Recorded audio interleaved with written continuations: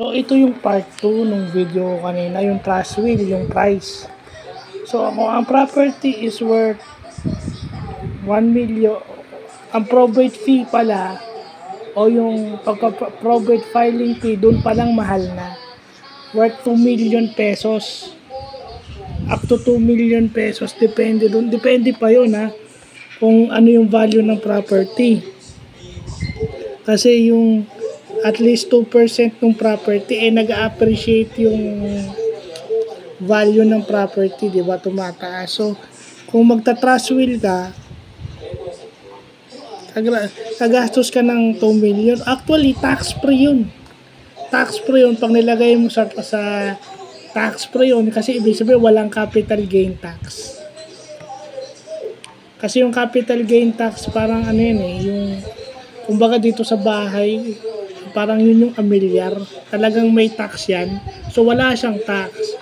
Pero kasi, ang disadvantage lang nun kapag may tax, magbabayad ka talaga ng tax taon-taon. Yung trust will, walang tax. Pero, ito naman ang babayaran mo. Nakaano ka nga sa capital gains tax. Pero sa estate tax na hindi ka naman makakataka, 6%. So, ibig sabihin, nakaligtas ka sa isang tax. Pero dun sa iba pang taxes, hindi. Estate tax is compulsory sa lahat ng property. So, yun yung part 2 ng vlog na to. No? Kasi tingnan ko yung trust. Kasi okay, nakita ko doon sa video, walang capital gain tax.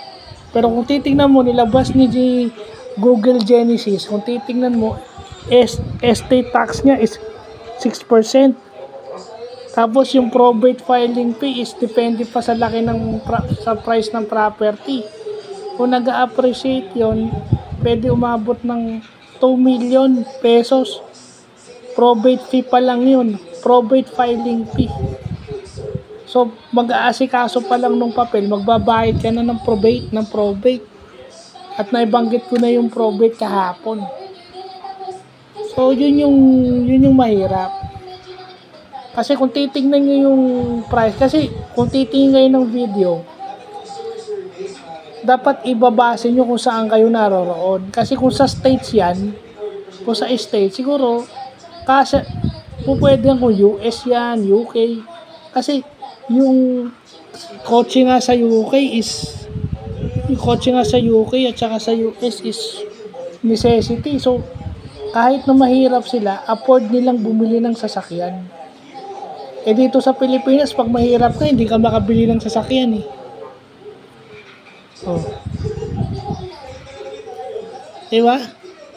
So yun, dapat kung titingin ng video, i-base nyo rin kung saan kayo nandun. So yun yung napag-aralan natin na ganun pala yung price ng trust will dito sa Pilipinas. So again, consult a lawyer, consult an estate broker, or an agent, real estate broker or real estate agent.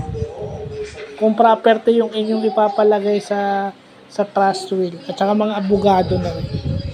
So, yun lang po.